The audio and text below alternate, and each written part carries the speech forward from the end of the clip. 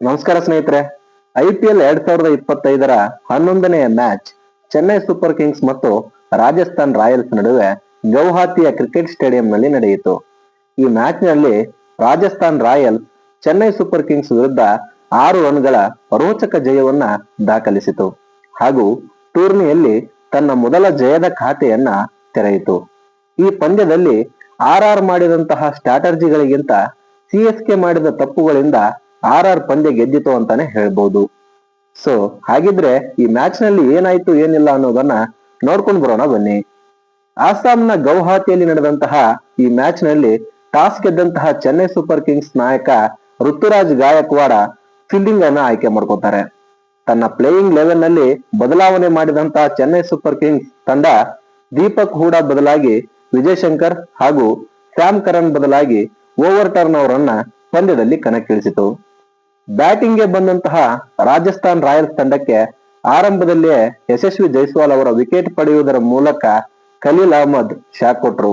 ಆದರೆ ನಂತರ ಬಂದಂತಹ ನಿತೀಶ್ ರಾಣಾ ನಿನ್ನೆಯ ಪಂದ್ಯದಲ್ಲಿ ಅಕ್ಷರಶಃ ಅಬ್ಬರಿಸಿ ಬೊಬ್ಬಿರಿದು ಬಿಟ್ಟರು. ಕೇವಲ 36 ಎಸೆತಗಳಲ್ಲಿ 81 ರನ್ ಗಳಿಸುವ ಮೂಲಕ ಅಲ್ಪ ಮೊತ್ತಕ್ಕೆ ರಾಜಸ್ಥಾನ್ ಕಟ್ಟಿ ಹಾಕುವ ಚೆನ್ನೈ ಆಸೆಗೆ ತಣ್ಣೀರೆರಚಿದರು. ಇತ್ತ ಕಡೆ ಸಂಜು ಸ್ಯಾಮ್ಸನ್ ಕೂಡ 20 ರನ್ ಗಳಿಸಿ ನೂರ್ ಅಹ್ಮದ್ಗೆ ವಿಕೆಟ್ ಒಪ್ಪಿಸಿದರು. ನಂತರ ಬಂದಂತಹ ನಾಯಕ ರಿಯಾನ್ ಪರಾಗ್ 37 ರನ್ ಗಳಿಸಿದರು. ಅದಾದ ನಂತರ ಬಂದಂತಹ ಧ್ರುವ್ ಜೋರಿಲ್, ವನಿಂದು ಹಸರಂಗ ತಮ್ಮ ಆಟವನ್ನು ಪ್ರದರ್ಶನ ಮಾಡುವಲ್ಲಿ ವಿಫಲರಾದರು. ಅಂತಿಮವಾಗಿ ರಾಜಸ್ಥಾನ್ ರಾಯಲ್ಸ್ ತಂಡ 9 ವಿಕೆಟ್ಗಳನ್ನು ಕಳೆದುಕೊಂಡು 182 ರನ್ ಗಳಿಸಿತು. ಚೆನ್ನೈ ಪರ ಖಲೀಲ್ ಅಹ್ಮದ್ 2 ವಿಕೆಟ್, ನೂರ್ ಅಹ್ಮದ್ 2 ವಿಕೆಟ್, ಮತೀಶಾ ಪತಿರಾನ 2 ವಿಕೆಟ್ ಹಾಗೂ ರವೀಂದ್ರ ಜಡೇಜಾ ಮತ್ತು ಅಶ್ವಿನ್ ತಲಾ 1 ವಿಕೆಟ್ ಅನ್ನ ಪಡೆದರು. ಸ್ಪರ್ಧಾತ್ಮಕ ಮೊತ್ತವನ್ನ ಬೆನ್ನಟ್ಟಿದಂತಹ CSK ತಂಡಕ್ಕೆ ಮೊದಲ ಓವರ್ ನಲ್ಲಿಯೇ ಬಿಗ್ ಶಾಕ್ ಕಾದಿತ್ತು. CSK ತಂಡದ ಕನ್ಸಿಸ್ಟೆನ್ಸಿ ಬ್ಯಾಟರ್ ಆದಂತಹ ಸಚಿನ್ ರವೀಂದ್ರ 0 ಸುತ್ತಿ ಜೋಫ್ರಾ ಆರ್ಚರ್ಗೆ ವಿಕೆಟ್ ಒಪ್ಪಿಸಿದರು.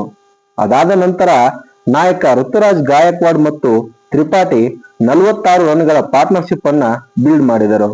ಉತ್ತಮವಾಗಿ ಆಡುತ್ತಿದ್ದಂತಹ ರಾಹುಲ್ ತ್ರಿಪಾಠಿ ವನಿಂದು ಹಸರಂಗ ಅವರ ಬೌಲಿಂಗ್ ಅಲ್ಲಿ ಹೆಟ್ಮಯರ್ಗೆ ಕ್ಯಾಚ್ ನೀಡಿ ಔಟ್ ಆದರು. ನಂತರ ಬಂದಂತಹ ಇಂಪ್ಯಾಕ್ಟ್ ಪ್ಲೇಯರ್ ಶಿವಮ್ ದುಬೆ ಕೂಡ ಯಾವುದೇ ಇಂಪ್ಯಾಕ್ಟ್ ಮಾಡುವಲ್ಲಿ ವಿಫಲರಾದರು.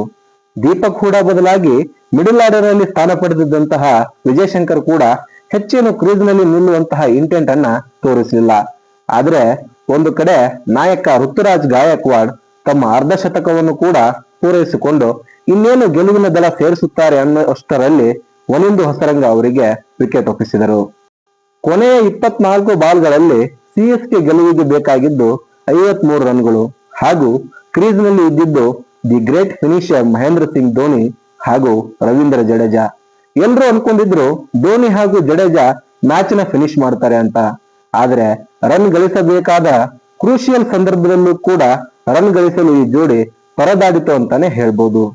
ಅಂತಿಮವಾಗಿ ಕೊನೆಯ ಓವರ್ ನಲ್ಲಿ CSK ಗೆಲುವಿಗೆ 20 ರನ್ಗಳ ಅಗತ್ಯ ಇತ್ತು. ಆದರೆ ಓವರ್ನ ಮೊದಲ ಎಸೆತದಲ್ಲೇ ಧೋನಿ ಕ್ಯಾಚ್ ನೀಡಿ ಔಟ್ ಆಗುವುದರ ಮೂಲಕ CSK ತಂಡ 6 ರನ್ಗಳ ವಿರೋಚಿತ ಸೋಲನ್ನು ಅನುಭವಿಸುವಂತೆ ಆಯಿತು ಹಾಗೂ ಈ ಮೂಲಕ ಟೂರ್ನಿಯಲ್ಲಿ ಸತತ 2ನೇ ಸೋಲು ಅನುಭವಿಸಿ ಅಂಕಪಟ್ಟಿಯಲ್ಲಿ 7ನೇ ಸ್ಥಾನಕ್ಕೆ ಕುಸಿಯಿತು ಅಂತಾನೆ ಹೇಳ್ಬೋದು. ಮ್ಯಾಚ್ ಫಿನಿಶಿಂಗ್ ಮಾಡ್ತಾರೆ ಅನ್ಕೊಂಡಿದ್ದಂತಹ ಧೋನಿ ಅವರ ಅಭಿಮಾನಿಗಳಿಗೆ ನಿರಾಸೆಯಾಯಿತು ಹಾಗೂ ಈ ಗೆಲುವಿನ ಮೂಲಕ ರಾಜಸ್ಥಾನ್ ರಾಯಲ್ಸ್ ಅಂಕಪಟ್ಟಿಯಲ್ಲಿ ಮೊದಲ ಗೆಲುವು ದಾಖಲಿಸಿ 10ನೇ ಸ್ಥಾನದಿಂದ 9ನೇ ಸ್ಥಾನಕ್ಕೆ ಬಡ್ತಿ ಪಡೆಯಿತು. ಪಂದ್ಯದಲ್ಲಿ ಸ್ಫೋಟಕವಾಗಿ ಬ್ಯಾಟಿಂಗ್ ಪ್ರದರ್ಶನವನ್ನು ನೀಡಿದಂತಹ ನಿತೀಶ್ ರಾಣಾ ಪಂದ್ಯ ಶ್ರೇಷ್ಠ ಪ್ರಶಸ್ತಿಗೆ ಭಾಜನರಾದರು.